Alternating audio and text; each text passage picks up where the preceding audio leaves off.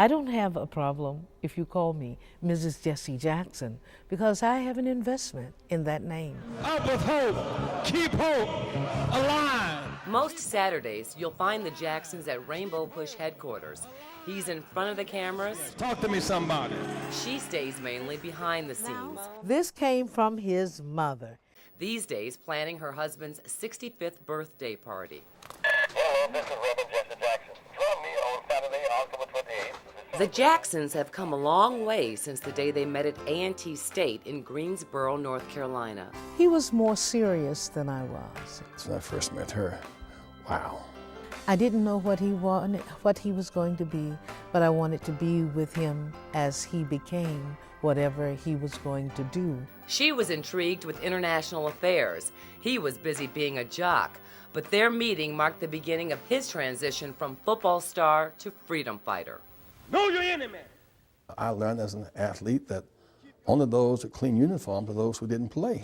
Those who play have grass stains and bloody stains. You fall down, you get up again, and champions play with pain. I say segregation now, segregation tomorrow, and segregation forever.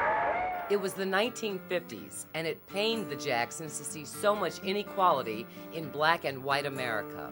Having sat on the back of a bus and lived in an alleged democratic society, looking at America, the leaders talking about democracy and how they wanted all the world to emulate and imitate our philosophy, it was a conflict. I never saw a black policeman until I was an adult, or a black fireman, or a downtown worker. We have the right to walk to Montgomery if our feet can get us there.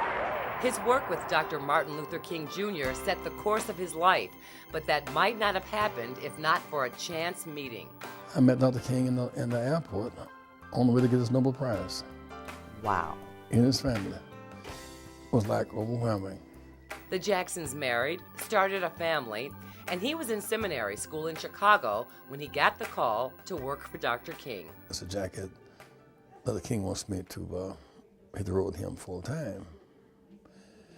And she said, that's not a decision. You got to do that. While Jackson was marching with King in Selma, he learned that his first son, Jesse Jr., was born. Our problem is economic. The solution is economic.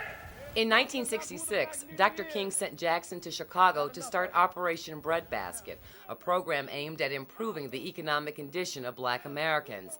That group later became Jackson's Operation Push. When Dr. King was killed, I was 27, and out of nowhere, I was thrown into space. Cover Time magazine at 27 years old. So I had to survive those new expectations, and they were awesome expectations. When you think back about Mrs. Jackson, could all of this have happened without her? I have been given so much freedom to create and travel and do what I do. The reason our children are so strong and stable is because of her. I didn't marry my husband to place him in a prison. I wanted to be an asset, and I want him to be an asset to me. And I don't weigh our friendship. I don't try to be more of a wife than he is a husband. The Jacksons have 5 children and now 6 grandchildren. Hey, JT, give me a hug. His second son, Jonathan Luther, is Dr. King's godson, and he gets very emotional when talking about his father. My children give me an added sense of joy in being the son of my father. That, well,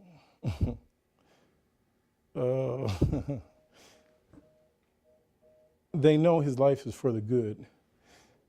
And so it's powerful to think that your father has made a difference. My decision to seek the nomination of the Democratic Party for the presidency of the United States of America.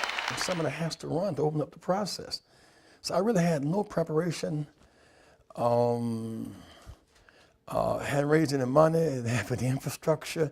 These are the buckets that we collected monies in to keep the plane running. From the House to the State House to the courthouse to the White House, will march on.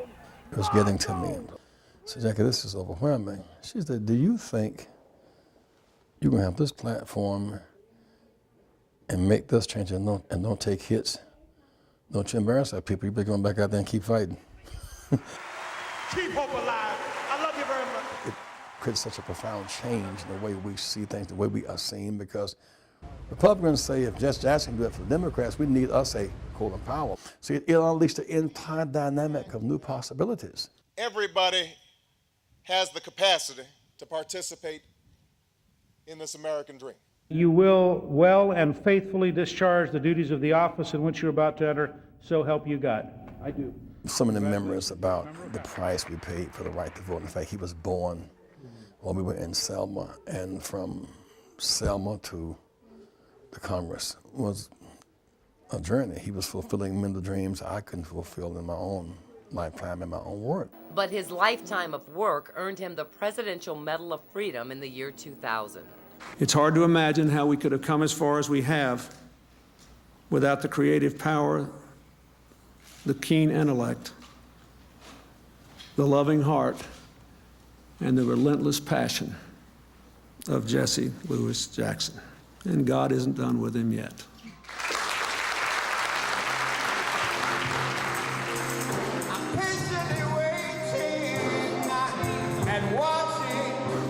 And so, as the Jacksons celebrate 40 years of work in Chicago and his 65th birthday, there are no plans to retire. As long as I'm physically strong and mentally competent and have passion, that in part grows out of people's response to my service, I will keep serving. I have no interest in looking for some shade tree. I'm looking for the next challenge. My husband is the only one alive on that balcony. So that balcony is forever embedded in my memory, and so is our commitment. We are part of America, and we're not going away.